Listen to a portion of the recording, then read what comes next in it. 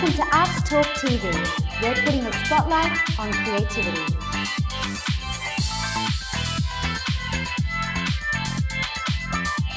Hi, I'm Karina Lawrence from Arts Talk TV.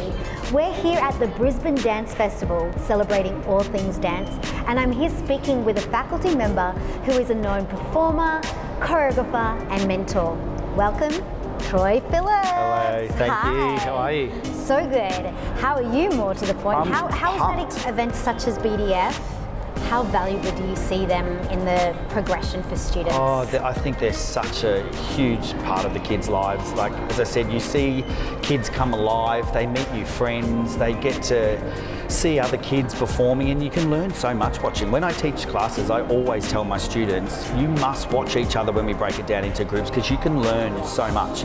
And without trying to be a competitive way in a negative way, there's still that hunger that you can learn and watch and achieve and So get true. out of watching everyone. Observation is your Good word. superpower. So you're an educator, so obviously you're very, very passionate when it comes to educating the next generation. I do love teaching and educating. There is something about it. There's nothing better than seeing the progress and the development of a child, and especially when you teach a student and then 2 or 3 years later you're like, I remember when you started doing those turns, or you started with that style. It's an amazing thing getting that connection with the children as well in the class, and also the parents, and getting that feedback from the kids and the parents. It really gives you that extra drive to keep going down that field.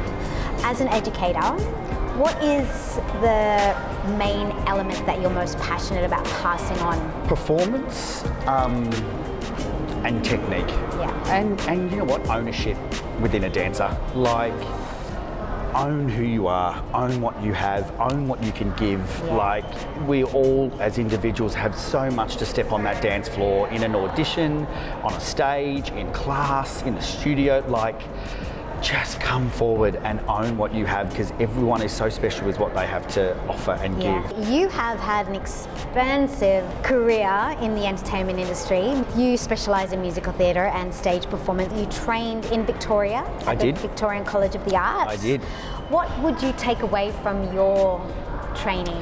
I would have to say my training was the best training I could have ever had. Going to the Victorian College of the Arts was just amazing. That technique, and as I said in classes today, I know teachers go technique, ballet, ballet, ballet, and the kids are like, I mean, I still kept up my jazz and my singing and my tapping and that at a local dancing school, but the Victorian College of the Arts, which was my school, the training was it was the best years of my life. It was fantastic. As a choreographer, your credits are so impressive. You've been a resident choreographer with Australian productions such as Hairspray. Yep. For the world premiere of King Kong Live on stage. It was wonderful. What are those experiences like? It's actually a great position to be in, because as a performer, and when you do a resident choreographer, you're still so invested in the show and the plots because you've been there and done it.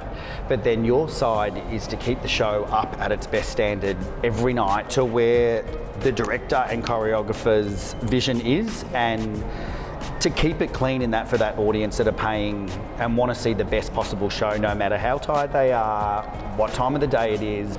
I actually really love resident choreographer. It's a really great passion of mine. I love that role. Perfect. Okay, and then you have also been the choreographer and working with David Atkins Enterprises with their Arab Games opening ceremony, as well as the Asian Cup opening ceremony, and the choreographer and dance director for the Victorian State School Spectacular. I was. We audition from scratch all around Victoria.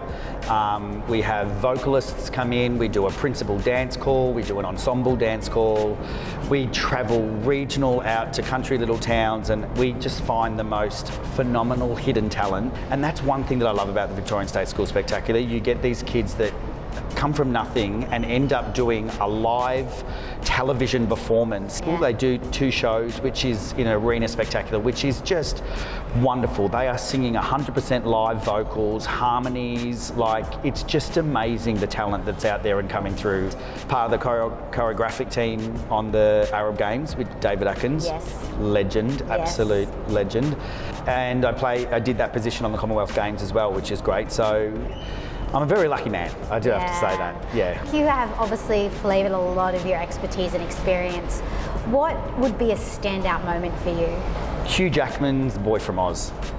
That just pops to my head for so many reasons, working with the phenomenal choreographer Kelly Abbey. And again, it was an arena, like audiences at like 8,000 people. It was just electrifying. It was fantastic. So I'd say if I could think, I mean, there's a lot. Yes. But if I could think of one, Boy from Oz. You've been in Disney's Beauty and the Beast, My Fair Lady, Chicago, Singing in the Rain, Get Happy, the musical where you were the dance captain. Yep. And then We Will Rock You, The Boy from Oz, as you mentioned, Guys and Dolls. And you've also worked on Happy Feet, Bootmen and Moulin Rouge films. It was the first time I'd ever worked filming under motion capture. So I was super grateful to be a part of that process and that journey. We all learnt so much on what you had to do and how to film in motion capture, and I just think it's amazing when you watch it that us humans were waddling around that studio pretending to be penguins, and then when you see it on the film, it's just, it was amazing. It was great. Okay, so when you were dance captain on Get Happy, the musical, was there any extra pressure in taking out the role? There is a slight extra pressure. As a dance captain, you're kind of like the role under your resident choreographer. Whereas a dance captain, you're usually performing in the show every night as well. So a dance captain at your hour call, usually you come in for an hour call at the beginning of your show, and if anything's gone wrong or anyone's off or sick or injured, your dance captain quickly gets the cast down on stage and goes, right, in this number, you have to go there tonight and do this. And they quickly just cover the show, and then they go on, and your dance captain will always be at your understudy calls and stuff like that. So they work in very tight with your resident choreographer, except usually your dance captain is performing on stage every night. So it's a little bit of extra pressure, but it's a great pressure. I mean, I think that is why it's like a swing in a show, and a swing is, like, for example, an ensemble swing covers the entire ensemble. So the amount of tracks that they have to know is phenomenal, but there's something so rewarding about knowing all those tracks and knowing that you can go on and save the show, literally, because if someone falls or goes off halfway through a show, you've got 30 seconds to get in that costume and get on. It's just what we love, you know what I mean? And also there's a huge part of resilience that we're taught in this industry. Absolutely. So, you know, that famous word, the show must go on. Absolutely. And then you also performed in the 2012 Commonwealth Games closing ceremony in Manchester. Yes, that was under the direction and guidance of David Atkins as well.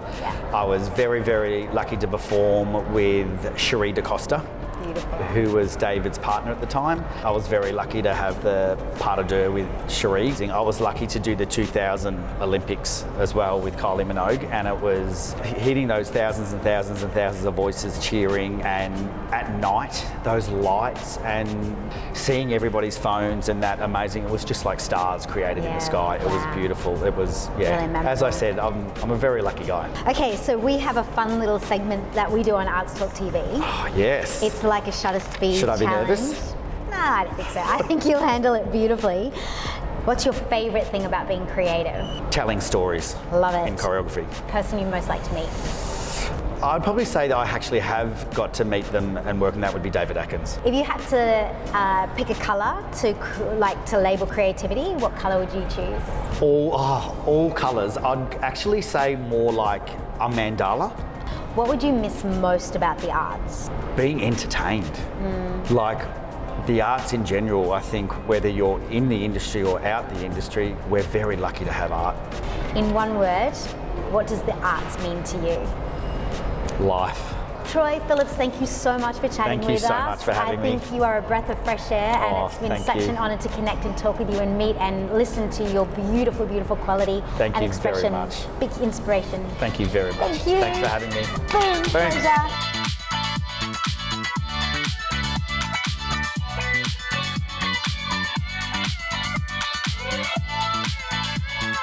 So glad you could join us today on our Arts channel.